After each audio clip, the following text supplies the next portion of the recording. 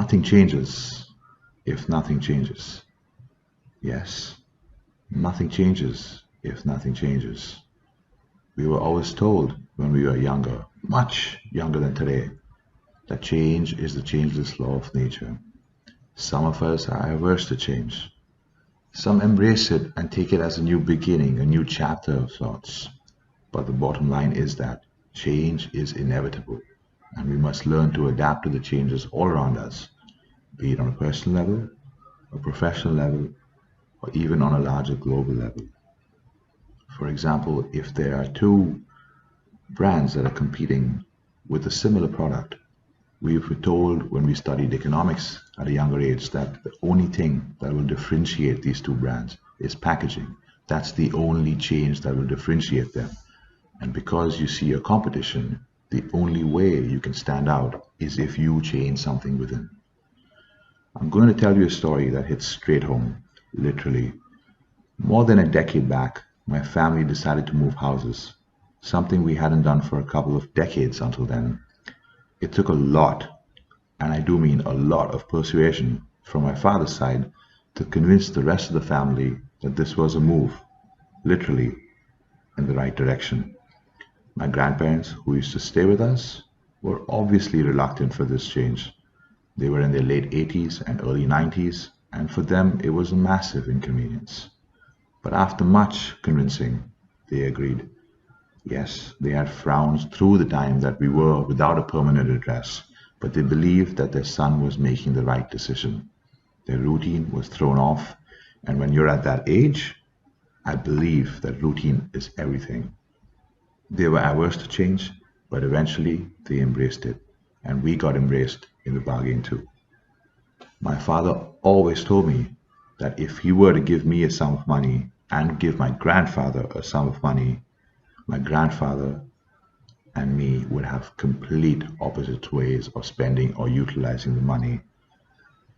My father always told me that in all likelihood, my grandfather would keep the money locked up somewhere or invest it in a risk-free asset, even perhaps make a donation to charity or even just distribute amongst loved ones. And me, on the other hand, would take a more aggressive approach. I would invest it in something that would yield greater returns or spend it on what we call nowadays experiences. That is one thing that is a certainty. It is the youth that drives the economy, and it is the youth that is open to change, now so more than ever before. The last couple of years, we are going through probably the toughest challenge in our lives. We were all faced with probably the most challenging phase in our life, and till date has no expiry date. We are all living through a global pandemic running in its third year. Everything from our daily lives to our social lives were drastically affected by the pandemic. The world as we knew it shut down. Stock markets globally saw a fall that they never saw coming. We were all told by the commanders in chief to stay at home, avoiding venturing out. People lost their jobs, people lost their loved ones, and the world was divided with no face-to-face interaction. It felt the whole world had come to a standstill, but we had to adapt for our livelihood. People who were employed were encouraged to work from home and set up a digital space for their work. Children had to adapt to an online form of learning from their teachers and from the school in general. It was and still is a challenge, but we adapted, and it soon became the norm of what life would be. But then comes another problem. What happens when the coronavirus is no longer a threat? What would be considered the norm then? Would people be too used to working from home? Or would they venture out and adapt to the original norm? Questions have to be asked, and the natural human tendency is to ask questions. The norm for human psyche is to question when there is a change. Just like our grandparents, who were and are still averse to change, questions will be asked. But if the current situation taught us anything, it was a lesson in humility. It didn't matter what brand you wore or what car you drove. Everyone was and still is on the same platform. And the most common question, from where are you going for a holiday, has become, is everyone doing okay at your end? Compassion was seen in abundance. Never before were how are you questions actually getting non-generic answers such as I am fine, how are you? All of us who led relatively privileged lives were put in a place where we had to do the most humbling tasks, and we all did it with a smile because we were all together, because we all adapted. No one was higher or lower than anybody else. For the first time, there was a common enemy, and we were all on the same side. Now, as a musician, the lockdown was something all of us in the industry dreaded. The performance aspect of being a musician was completely stripped off of us. But there were opportunities seen even in this time, and that too in abundance. The digital space took off. Streaming platforms for songs released and social media to perform those songs was seen at crazy highs. It was a time that the digital space was thriving. I remember being asked to do an online show via Zoom early on in the first phase of the lockdown that India had. At first, I didn't know how to react because this was something I had never done, and this was something not many people had done. And forget that, there were not many people that would attend this in my head. So at first, I didn't know what to say or how to react. But this was a challenge, and I took it up as a challenge for myself and for a potential improvement in everything. To my surprise, the medium worked. And even though it was something that I expected, a lot was unexpected as well, in the best possible way. I expected there to be a lag between delivering a song and the audience reacting to it. But the intimacy of actually being able to see all your listeners who were there purely for you and your music has a happiness attached to it that was unparalleled. Needless to say, this wasn't the last time I did an online gig, and I made myself present on various social media platforms like never before. The numbers were encouraging, and I became pretty consistent at it. It would be considered fairly normal to accept what was going on around us and wait for gigging opportunities in the real world. But it was when I chose to do something different. It was when I changed my thinking and adapted that the fruits tasted sweeter. It is important to know that challenges are what keep us going, and there's no better challenge than changing what one considers to be the norm. Changes challenge us and shock us. It is what we need in a world when it is survival of the fittest. With advancements in technology, one must learn to stay grounded. Not all advancements happening around us would be accepted by everyone. It is important to ask questions, but it is even more important to stay balanced and open to changes. The field of cryogenics is one such topic. On one hand, people call it the future of preserving human life. On the other hand, people call it absolutely unethical. I firmly believe that one must learn to absorb all they can of each situation and then decide where one stands. We must not necessarily agree with the changing world, but it is important to hear that side too, instead of having a preconceived notion about it. It might change our mind to hear that side, or we might stand our ground. But like I said earlier, balance is the key.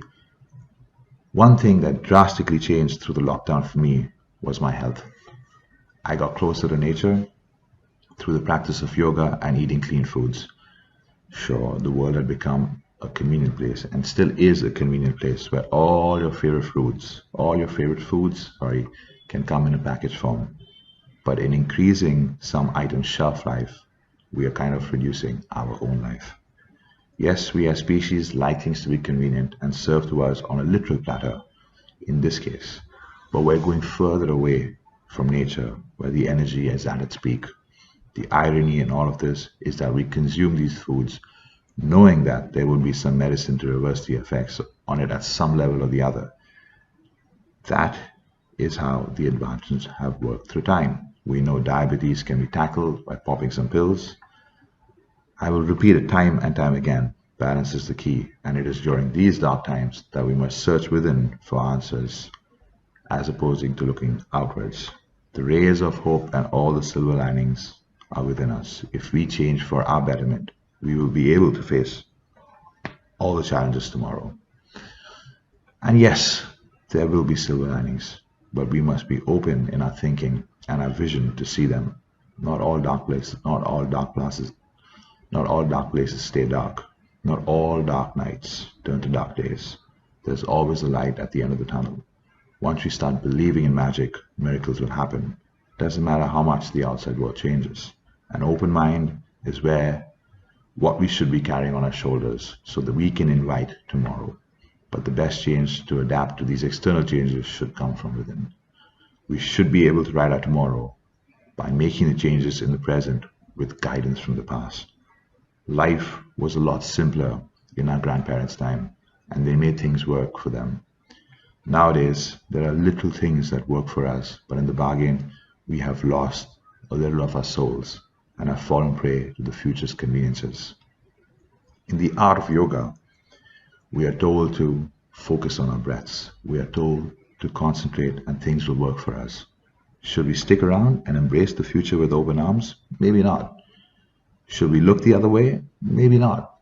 We must learn to adapt and strike a balance within everything.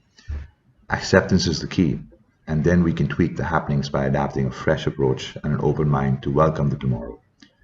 Some of us love the talks about the future, but when we tend to expect a lot from it. The vaccines for the coronavirus, for instance, we curse the industries that weren't able to roll out vaccines on time, saying things like they had one job. Which is why acceptance plays such a key role in our lives. And expectations are something we must learn to curb for some semblance of inner peace. Change comes from within, and through this change, we can adapt to the changes outside. When things are looking bleak, we must change our mindset and keep positive affirmations and reinforcements in our life. Expecting things to change for us doesn't work, or rather doesn't work at the pace that we want it to work at. Accepting things changes and adapting to them works. Holding on to hope helps. I have always believed that all we have to live for in life and all we have to hold on to in life is hope. Being surrounded by positive energy and people helps.